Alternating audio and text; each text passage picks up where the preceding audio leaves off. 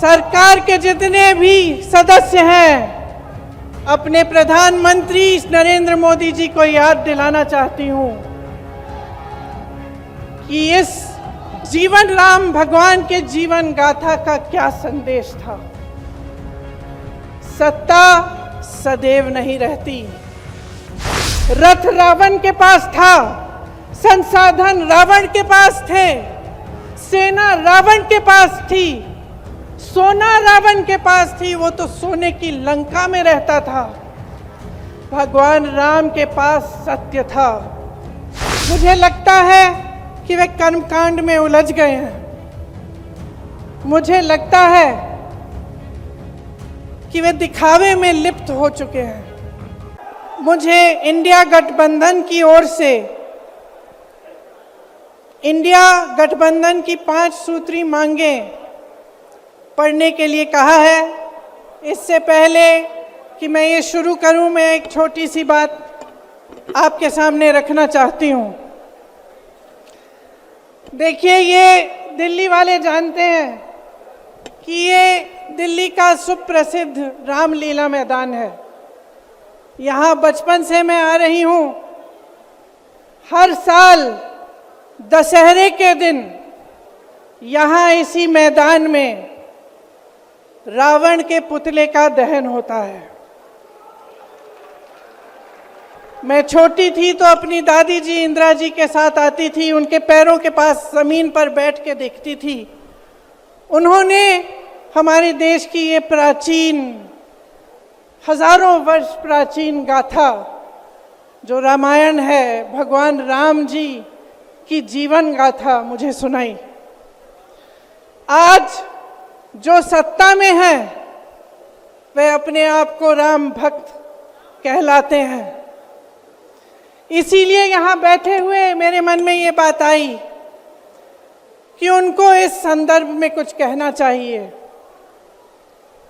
मुझे लगता है कि वे कर्मकांड में उलझ गए हैं। मुझे लगता है कि वे दिखावे में लिप्त हो चुके हैं। इसीलिए मैं आज यहाँ खड़े होकर उन्हें याद दिलाना चाहती हूँ कि वो हजारों वर्ष पुरानी गाथा क्या थी और उसका संदेश क्या था। भगवान राम जब सत्य के लिए लड़े, उनके पास सत्ता नहीं थी। भगवान राम जब सत्य के लिए लड़े, उनके पास संसाधन नहीं थे, उनके पास तो रथ भी नहीं था। रथ रावण के पास था, संसाधन रावण के पास थे, सेना रावण के पास थी, सोना रावण के पास थी, वो तो सोने की लंका में रहता था।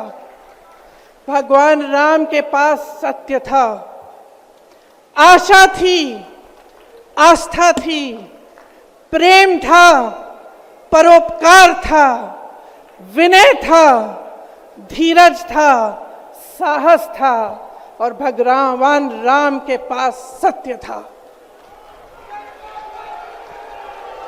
मैं सत्ता में बैठे हुए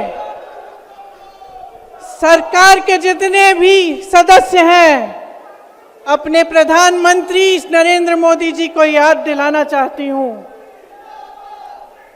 कि इस जीवन राम भगवान के जीवन गाथा का क्या संदेश था। सत्ता सदैव नहीं रहती, सदैव नहीं रहती सत्ता। सत्ता आती है, जाती है, अहंकार चूर चूर होता है एक दिन। यही संदेश था भगवान राम का, उनके जीवन का। और आज यहाँ रामलीला मैदान पर खड़े हुए इंडिया गठबंधन की 5 मांगों को पढ़ने से पहले मुझे ये उचित लगा कि मैं ये संदेश एक बार फिर दोहराऊं। इंडिया गठबंधन की 5 सूत्री मांगें भारत के चुनाव आयोग को लोकसभा चुनावों में समान अवसर सुनिश्चित करना चाहिए। दूसरी मांग, चुनाव आयोग को चुनाव में हेराफेरी करने के उद्देश्य से विपक्षी राजनीतिक दलों के खिलाफ इनकम टैक्स, ईडी और सीबीआई द्वारा की जाने वाली बलपूर्वक कार्रवाई को रोकना चाहिए। तीसरी मांग, श्री हेमंत सोरेन एवं श्री अरविंद केजरीवाल जी की तत्काल रिहाई की जाए। चौथी मांग, चुनाव के दौरान विपक्ष के राजनीतिक दलों का आर्थिक रूप से गला घोटने की जबरन कार्रवाई तुरंत बंद होनी चाहिए। पांचवी मांग, चुनावी बांड का उपयोग करके बीजेपी द्वारा बदले की भावना, जबरन वसूली और धन शोधन के आरोपों की जांच के लिए सुप्रीम कोर्ट की निगरानी में एक एसआईटी गठित हो जानी चाहिए। बीजेपी शासन द्वारा पैदा की गई अलोकतांत्रिक बाधाओं के बावजूद इंडिया गठबंधन लड़ने, जीतने और हमारे लोकतंत्र को बचाने के लिए दृढ़ और आश्वस्त है। जुड़ेगा भारत, जीतेगा इंडिया। एक बार मेरे साथ कहिए, जुड़ेगा भारत, जुड़ेगा भारत, जुड़ेगा भारत। धन्यवाद। जय हिंद।